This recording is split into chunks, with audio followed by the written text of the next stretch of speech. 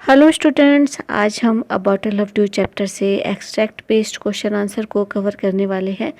ये question answers exams के point of view से काफ़ी इंपॉर्टेंट होते हैं और ये आपका सीबीएसई क्लास 6 का चैप्टर नंबर 1 है। नाम है इसका अ बॉटल ऑफ ड्यू।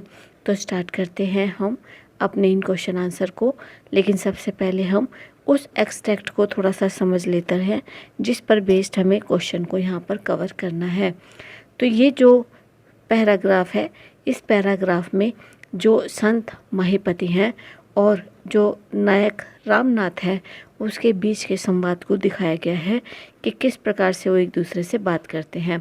अब संत महीपति रामनाथ को कहते हैं कि हाँ, मैंने अपने हिमालय की यात्रा के दौरान इस मैजिक पोशन के बारे में सुना था कि ये किस प्रकार से बनाया जा सकता है, लेकिन ये थोड़ा सा मुश्किल भरा काम है। अब रामानाथा उसको बोलते हैं, रिक्वेस्ट करते हैं कि प्लीज़ आप मुझे बताओ, क्योंकि वो लक में विश्वास नहीं करता है। तो महीपति उसे कहते हैं कि अब तुम्हें बनाना के प्लांट को लगाना पड़ेगा, यानी कि जो केले के पौधे होते हैं उसको तुम लगाओ और इसमें डेली तुम्हें पानी देना है अपने हाथों से। और जब सर्दी आएगी तो मॉर्निंग ड्यू इसके ऊपर आएगी, यानी कि सर्दियों में केले के पौधों के पत्तों के ऊपर जब वो उसकी बूंदें आएगी तो उसे तुम्हें इकट्ठा करना है एक बॉटल के अंदर। और जब ये पूरी 5 लीटर्स हो जाएगी तो इसके बाद तुम इसे लेकर मेरे पास आना और तब मैं इसके ऊपर कुछ मंत्रों को चैंट करूँगा। और उसके बाद क्या होगा कि जो औंस होगी ये जादुई औषधि के रूप में बदल जाएगी और जिसके द्वारा तुम किसी भी चीज़ को गोल्ड में बदल सकते हो। अब संत महीपति रामानाथा को ये उपाय बताते हैं कि किस प्रकार से वो मैजिक पोशन को बना सकता है। तो ये था मीनिंग हमारे इस एक्सट्रैक्ट का। चलिए देख लेते हैं अब हम इस पर बेस्ड क्वेश्चन आंसर को। तो यहाँ पर जो पहला क्वेश्चन है वो है, why didn't Mahipati tell the truth to Rama about the magic पोशन।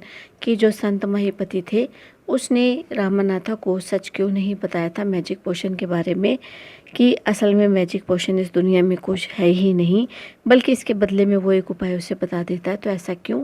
तो आंसर होगा, Mahipati didn't tell Rama the truth about the magic potion. अब रामानाथा ने जो सच्चाई थी मैजिक पोशन के बारे में वो रामानाथा को नहीं बताई, because he knew that Rama strongly believed in that magic potion is reality in this world. तो वो ये क्या समझते थे, वो ये जानते थे कि रामानाथा जो है बहुत ज़्यादा विश्वास करता है इस मैजिक पोशन के ऊपर, और साथ ही वो ये भी विश्वास करता है कि ये सच में ही इस दुनिया में है।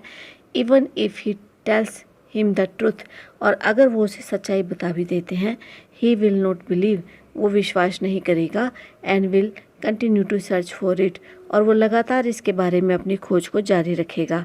तो महीपति ये बहुत अच्छी तरीके से जानते थे कि रामानाथा इस सच्चाई को स्वीकार नहीं करेगा कि मैजिक पोशन इस दुनिया में नहीं है, क्योंकि वो बहुत ज़्यादा विश्वास करता था इस पर, और अगर वो उसे सच्चाई बताते भी हुए तो उसके बाद भी वो इसे ढूंढना जारी रखेगा। तो इसी वजह से उन्होंने उसको सच नहीं बताया। तो नेक्स्ट प्रश्न है, write whether the following statement are true और फॉल्स। कि जो नीचे आपके पास 3 स्टेटमेंट आपको दी गई है, आपको बताना है कि ये ट्रू है या फॉल्स है। तो पहली स्टेटमेंट है, Mahipati told Rama the truth about the magic potion.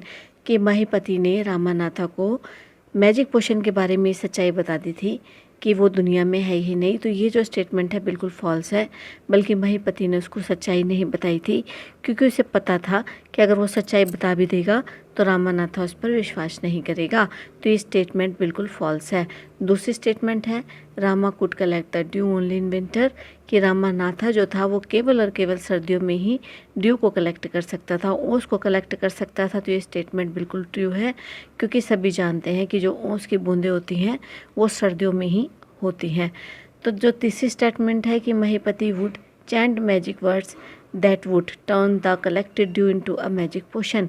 कि महीपति ने उसे कहा था कि जब तुम ओस की बूंदें इकट्ठी कर लोगे 5 लीटर तो मेरे पास लेकर आना, तो मैं उसके ऊपर कुछ जादुई मंत्रों को चैंट करूँगा जिससे कि वो मैजिक पोशन में बदल जाएगी।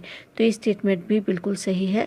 महीपति ने उसे बिल्कुल ऐसा ही कहा था कि जब तुम्हारे पास 5 लीटर ड्यू इकट्ठी हो जाएगी तो तुम उसे लेकर मेरे पास आ जाना और मैं उसको मंत्रों के द्वारा जादुई पोशन में बदल दूंगा। तो ये स्टेटमेंट बिल्कुल सही है। तो नेक्स्ट प्रश्न है, why did Mahipati tell him to plant a banana plant, कि महीपति ने उसको केले के पौधे लगाने के लिए ही क्यों कहा था? तो आंसर होगा Mahipati told Rama to plant a banana plant as he wanted him to work on his inherited land.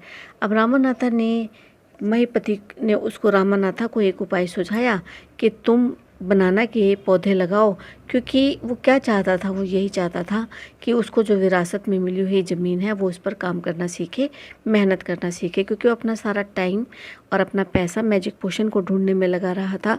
जो संत महीपति ये नहीं चाहते थे, वो चाहते थे कि वो मेहनत की कीमत को समझे, और इसी वजह से उन्होंने ये कहा कि तुम अपने विरासत में मिली ज़मीन पर जो है केले के पौधों को लगाओ।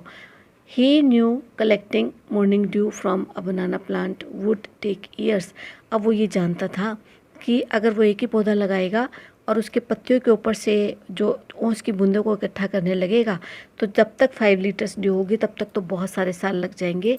सो he had to plant rows of banana plants, और इसी वजह से उसने क्या करा कि अपने इनहेरिटेड लैंड पर बहुत सारी क्यारियाँ बना दी, और इन क्यारियों पर उसने सारे में ही केले के पौधों को उगा दिया।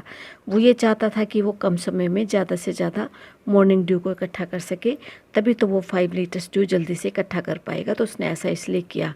तो नेक्स्ट प्रश्न है, choose the option that list the events given below in the correct order. के नीचे आपके सामने एक लाइंस दी गई हैं, इस लाइंस को आपने करेक्ट ऑर्डर में चूज़ करना है।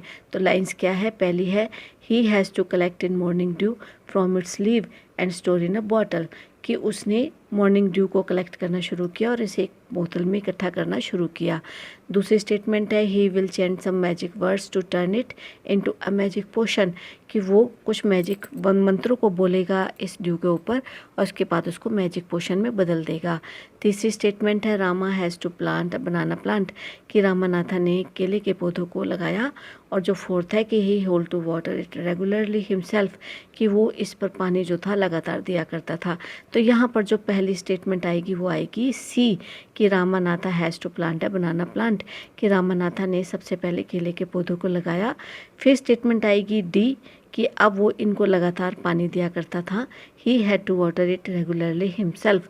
तो पहले आएगी सी, फिर आएगी डी, अब फिर उसके बाद आएगी ए, कि he has to collect morning dew from the leaves and store in a bottle, कि उसने मॉर्निंग ड्यू को इकट्ठा करना शुरू किया। पत्तियों पर आई हुई जो केले के पौधों की पत्तियों पर वो उसकी बूंदें आ जाती थी, उसको वो एक बॉटल में इकट्ठा करता था। और फिर आएगा बी, कि अब वो महीपति के पास जब लेके गया था तो वो इसके ऊपर कुछ मैजिक मंत्रों को बोलेगा और इसको जादुई औषधि में बदल देगा। तो यहाँ पर जो सीरीज बनती है वो बनती है सी डी ए बी। तो जो आपका राइट ऑप्शन कौन सा होगा वो होगा फोर्थ, जिसमें आपकी सीरीज आपके सामने है सी डी ए बी। तो ये फोर्थ आपका जो होगा राइट आंसर होगा। तो बढ़ते हैं नेक्स्ट प्रश्न की तरफ, तो वो है, what does the banana plant represent, कि बनाना प्लांट किस चीज़ को रिप्रेजेंट करते हैं? तो आंसर होगा the banana plant represents the trees of wisdom, कि जो बनाना के पौधे होते हैं वो बुद्धिमत्ता को रिप्रेजेंट करते हैं। Mahipati had planted the seed of wisdoms in the barren mindset of Rama.